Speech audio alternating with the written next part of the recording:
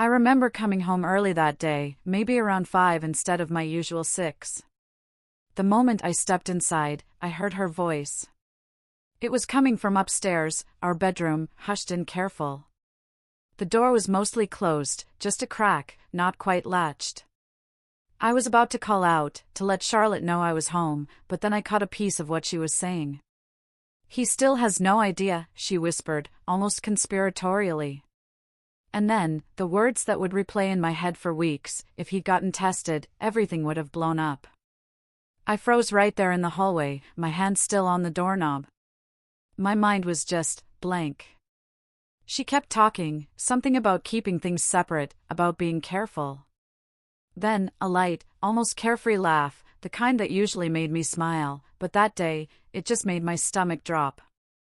I backed away slowly, went downstairs, and made a point of making noise, opening and closing the front door again, rattling my keys, like I'd just walked in. When she finally came down, her face was perfectly normal. She kissed me hello, asked about my day, as if nothing in the world was amiss.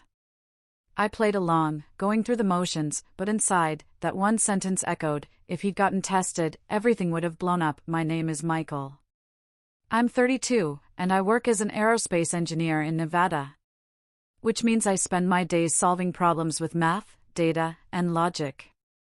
My life has always been pretty straightforward, maybe even boring to some. But I liked it that way.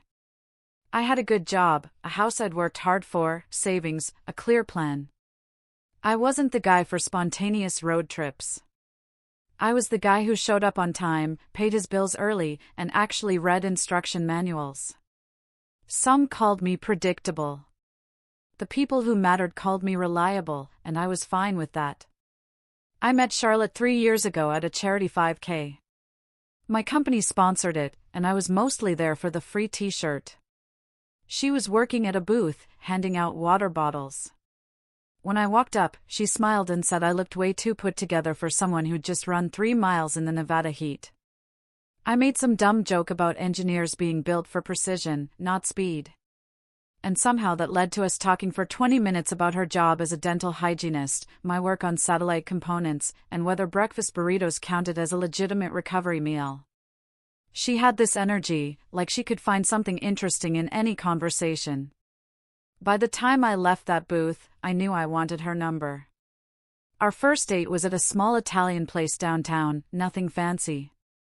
I remember thinking she was exactly what I'd been looking for. She seemed genuinely interested in building something real. We talked about families, careers, what we wanted. And she mentioned more than once that she always pictured herself as a mom someday. That stuck with me. I wanted kids, too, always had. Meeting someone who shared that vision felt like finding the last piece of a puzzle. Things moved naturally. We dated for a year, got engaged, and married at her parents' ranch just outside Henderson. Her dad, Gary, was a retired firefighter with a big personality and an even bigger handshake. Her mom, Susan, was the type who'd have coffee ready before you finished saying good morning.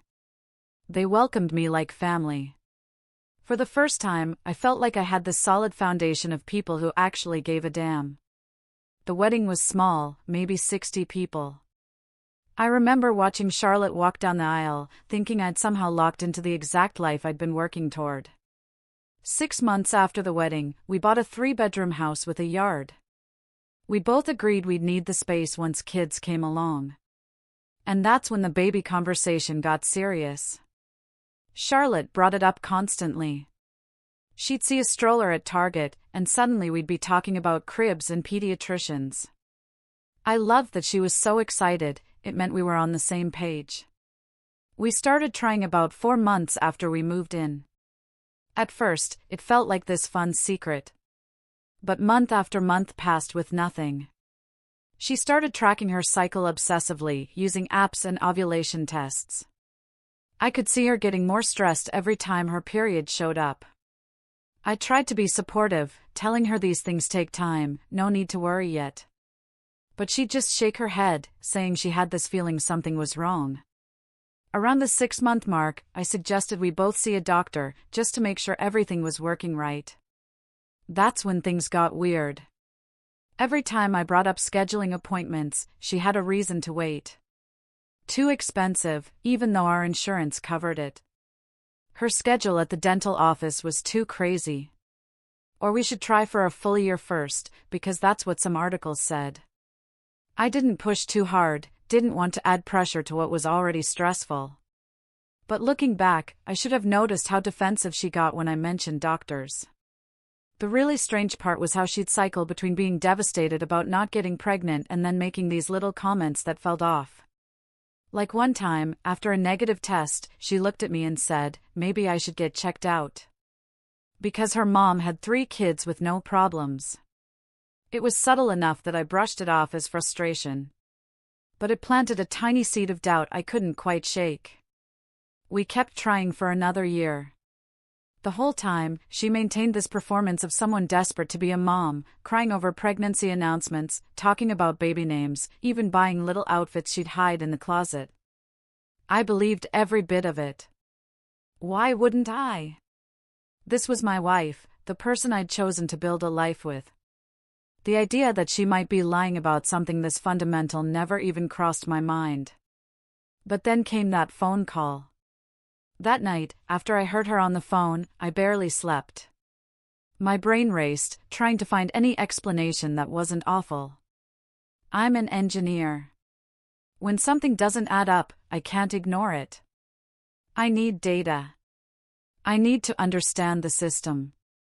And right then, the system was my marriage, and it clearly had a malfunction I hadn't detected. The next morning, I went to work like normal. I sat at my desk, staring at CAD models I was supposed to be reviewing, but instead, I found myself looking up fertility clinics in Las Vegas that took my insurance. I picked one about 40 minutes from our house, far enough that I wouldn't accidentally run into anyone we knew. I called during my lunch break to schedule an appointment. The receptionist asked if my wife would be coming too. No, just me for now, I said. It felt like the first actively deceptive thing I'd done in our entire marriage. The appointment was set for that Friday. I told Charlotte I had an off-site meeting with a contractor. Not a creative lie, but she didn't question it. I showed up at the clinic feeling ridiculous, part of me still hoping this was all some massive misunderstanding. Maybe I'd misheard her. But I needed to know for sure. They did the standard tests, gave me the awkward instructions in a collection room that smelled like industrial cleaning products, and told me results would take about a week. That week was torture. I had to act completely normal at home while internally preparing for my entire life to explode. Charlotte kept up her routine, checking her ovulation app, suggesting we try again soon. When the results came back, I drove to the clinic during my lunch break, sat in the parking lot, and opened the envelope. Everything was normal. Better than normal, actually. The doctor had written a note saying my counts were well above average, no indication of any issues on my end whatsoever. I sat there staring at those numbers, this cold weight settling in my chest. Because now I knew for certain. She'd been lying. And if I wasn't the problem, then what the hell had we really been doing for the past 2 years? I didn't confront her, not yet. I'm methodical. I needed to understand the full scope before I made any moves. That's when I started paying attention to things I'd previously ignored. I realized our entire marriage had been full of small details I'd dismissed. She went to the pharmacy every month to pick up a prescription. When I asked what it was for, she'd give vague answers about vitamins or her skin. Now those answers felt deliberately evasive. One evening, when she was in the shower, I checked the medicine cabinet. Nothing. Strange, until I realized she must be keeping whatever it was somewhere else. A few days later, she left her purse on the kitchen counter while she ran out to grab the mail. I looked inside. I found a pill pack, the kind with days of the week labeled. When I Googled the name printed on the foil, it came back as a common oral contraceptive. My hands started shaking as I put everything back exactly how I'd found it. She'd been taking birth control the whole time we were supposedly trying for a baby. Every tearful conversation, every disappointed moment, every discussion about what might be wrong, it had all been completely fabricated. I felt like the ground had disappeared beneath me. But I forced myself to stay calm and keep digging. I needed to know how deep this went. I started checking our bank statements more carefully, going back through months of transactions I'd barely glanced at. We'd always kept our finances mostly joint, and I'd trusted her completely. I found charges to hotels in Henderson, restaurants I'd never been to, and payments to places that seemed random until I started mapping them out. There was a pattern. Roughly every 2 weeks, she'd have expenses that didn't match her work schedule or the evenings she'd told me she was out with friends. I'm an engineer, so I did what engineers do. I created a spreadsheet. Logged every suspicious transaction, dates, amounts, locations. One charge stood out, a boutique hotel in Old Town Henderson, on an afternoon 3 months earlier when she told me she was at a continuing education seminar for dental hygienists. I called the hotel, pretending to follow up on a corporate booking. They confirmed no seminars or group events that day. She'd lied about where she was. I also pulled our insurance statements. I wanted to see if there were any doctor visits she hadn't mentioned. That's when I found regular appointments at a women's health clinic starting about 2 years ago, right around when we'd started trying. The billing codes indicated contraceptive counseling and prescription refills. This wasn't some recent decision. She'd been actively preventing pregnancy from the very beginning, performing this elaborate charade. At this point, I knew there was probably someone else. All the hotel charges and careful scheduling suggested she was meeting someone regularly. I needed to figure out who. I started paying attention to when she was on her phone. She'd tilt the screen away, or take it into another room to text. She'd never done that before. One Saturday morning, she was in the shower and left her phone on the nightstand. I picked it up, knowing I was crossing a line, but feeling like that line had already been obliterated by everything else I'd discovered. It was locked with a passcode. But I knew it was her mom Susan's birthday. She'd told me years ago. She'd apparently never changed it, because she never thought she'd need to hide anything from me. I opened her messages. Immediately, I saw a thread with someone named Mark. No last name, just Mark with a blue heart emoji next to it. The messages were exactly what you'd expect: inside jokes, plans to meet up, references to things they'd done together that made it crystal clear this wasn't some innocent friendship. Messages about being careful, about making sure I didn't suspect anything, about how she was handling the situation at home. Reading them felt like being punched in the stomach, over and over. I took screenshots of everything. Sent them to my own email from her phone. Deleted the sent messages. Put her phone back exactly where I'd found it. My heart was pounding so hard I thought I might actually pass out. But I managed to leave the bedroom and act normal when she came out, wrapped in a towel, asking what I wanted for breakfast. The next step was finding out who this guy Mark actually was. That turned out to be easier than I expected, because people are shockingly careless about their digital footprints. I went through the messages again on my own phone and found enough context clues to narrow it down. Then I checked Charlotte's Instagram followers and found a Mark who worked in real estate and lived in Henderson, exactly where most of those hotel charges were located. He had the kind of profile that screamed midlife crisis. Lots of gym selfies and photos at expensive restaurants. In a few of them, I could see Charlotte in the background, carefully cropped, but definitely there. I had one more thing I needed to do. Before I decided how to handle this, see them together with my own eyes. I spent the next week paying attention to her schedule. When she told me she was meeting a girlfriend for brunch on Sunday, I decided to follow her. She drove to a coffee shop in Henderson. I parked 3 rows back, with a clear view. About 10 minutes later, Mark showed up in a BMW that probably cost more than my annual salary. They sat outside on the patio, having coffee, laughing like any normal couple. I took photos on my phone. Nothing fancy, just clear shots of them together. Then I watched as they got up, walked to their cars, and drove separately to the same hotel I'd seen charged on our credit card. I didn't follow them inside.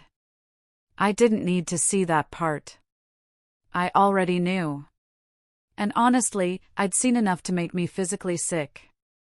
I sat in my car for about 20 minutes, just staring at the hotel entrance, trying to process the fact that my entire marriage had been a lie. Then I drove to a lawyer's office. I'd done my research during the week and found someone who specialized in divorce cases, a woman named Rebecca, who had excellent reviews and handled things discreetly. I called ahead, and she agreed to see me that afternoon. It felt like the universe was finally giving me something that worked in my favor. I brought my folder of evidence, the fertility test results showing I was fine, the pharmacy records I'd pulled from our insurance, the bank statements with hotel charges, the screenshots of messages with Mark, and the photos I'd just taken that morning. I laid it all out on her desk. Rebecca looked through everything carefully, made notes, asked clarifying questions. Then she looked up at me with an expression that was equal parts sympathy and professional focus. She told me that what Charlotte had done could potentially be considered fraud in the inducement, especially since I could prove she'd married me under false pretenses about wanting children. The evidence of the affair, combined with the financial deception and the deliberate use of contraception while claiming fertility issues, would work heavily in my favor. We discussed strategy, timelines, what to expect. Rebecca explained that Nevada is a no-fault divorce state, but fraud and financial misconduct could still impact asset division and spousal support. By the end of that meeting, I had a clear plan. For the first time in weeks, I felt like I had some control. Rebecca said she'd start preparing the paperwork immediately and that we'd serve Charlotte at her workplace in about 2 weeks, which would prevent her from having advance warning or time to hide assets or coordinate a response. I left that office feeling something I hadn't felt since I'd heard that phone call, a sense of purpose. Because now I wasn't just the guy being lied to and cheated on. I was the guy who'd quietly gathered every piece of evidence and was about to flip the entire situation on its head. I went home that evening, had dinner with my wife like nothing was wrong, and watched her check her phone and smile at messages I knew were from him. She asked how my day was. I told her it was fine, just the usual work stuff. And inside, I was thinking about how in less than 2 weeks, her entire world was going to collapse, and she'd have no one to blame but herself. The paperwork was ready within 2 weeks. Rebecca suggested we serve Charlotte at her dental office on a Wednesday afternoon to catch her completely off guard and prevent her from having time to coordinate a response or destroy evidence. I agreed. At that point, I was done playing nice. And honestly, part of me wanted her to feel even a fraction of the humiliation I'd felt discovering her lies. The process server showed up at her work around 2 in the afternoon, handed her the envelope in front of her coworkers and patients in the waiting area. Apparently, she went pale and had to excuse herself to the restroom. I know this because her mom, Susan, called me about an hour later, her voice shaking, asking what was happening and why Charlotte had just been served divorce papers at work. I kept my tone calm and told her that Charlotte knew exactly why, and if she wanted details, she should ask her daughter. Susan tried to press me for more information, saying I owed them an explanation after everything they'd done for me. But I simply said I'd explain everything when the time was right and ended the call. Charlotte came home around 6 that evening. I was sitting at the kitchen table with my laptop open, working on some design specs like it was any other night.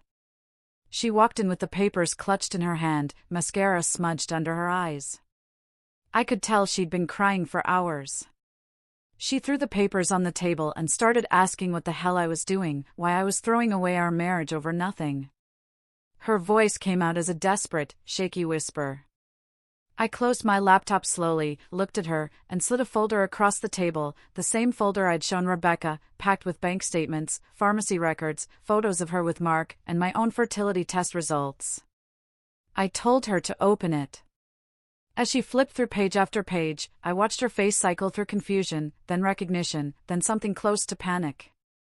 She tried to recover, saying I'd invaded her privacy, that I had no right to go through her things. But I cut her off. I said she'd invaded our marriage with lies, and privacy stops being a shield when you're committing fraud.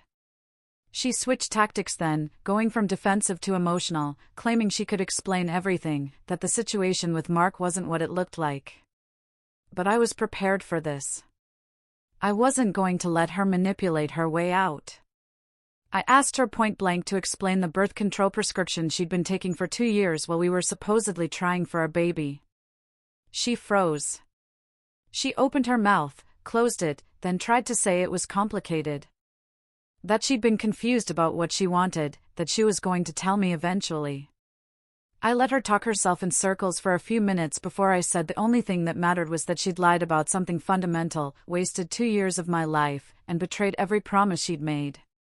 That's when she snapped. All the fake tears dried up instantly. Her whole face changed. She looked at me with a cold anger I'd never seen before and said words I'll never forget, "You're not man enough to be a dad anyway." She said it like she'd been holding it back for years, like she'd finally found permission to say what she really thought. She kept going, saying I was too rigid, too boring, too focused on plans and systems to ever be the kind of father any kid would want. She said Mark understood her in ways I never could, that he was spontaneous and exciting, and that she'd stayed with me because I was stable and safe, but she'd never actually been happy. I just sat there and let her say it all, because I wanted her to show exactly who she really was. When she finally ran out of steam, I told her calmly that she'd just made my lawyer's job a whole lot easier. Her face went white again as she realized what she'd done. She tried to backtrack, saying she didn't mean it, that she was just upset.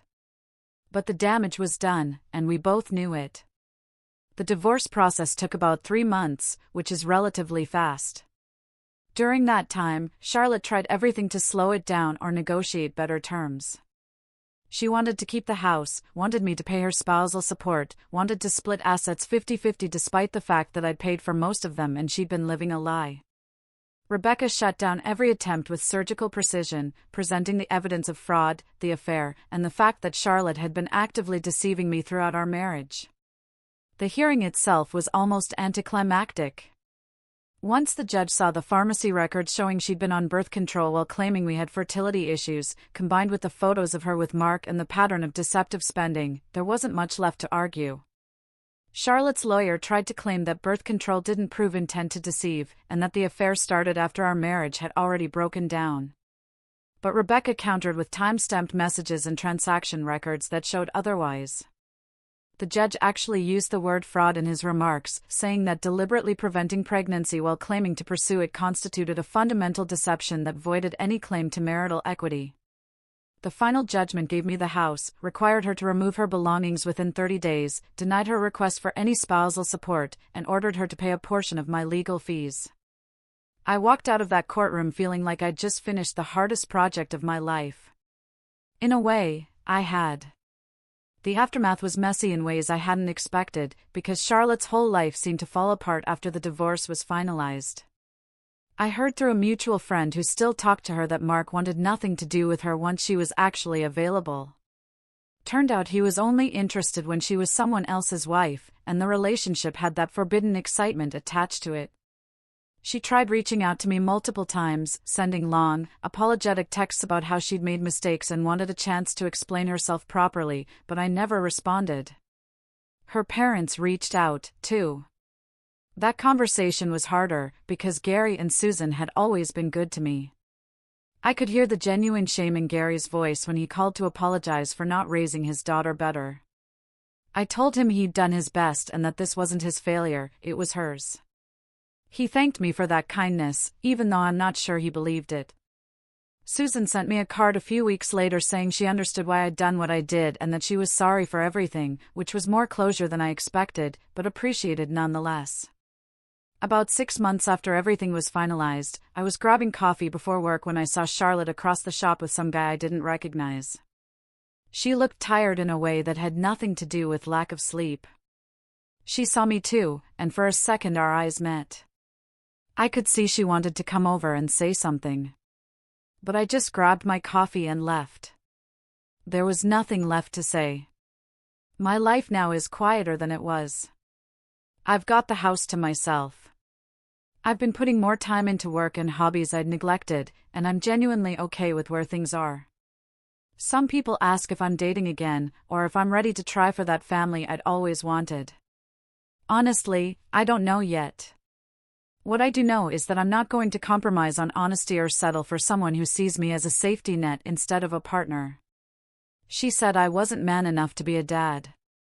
And maybe in her twisted logic, she believed that. But I was man enough to see through the deception, gather the evidence, walk away with my dignity intact, and protect the future I still want to build. That's the kind of strength that actually matters. And it's the kind I'll teach my kids someday, when I'm ready to have them with someone who actually deserves that future. How do you even begin to rebuild trust after something like that?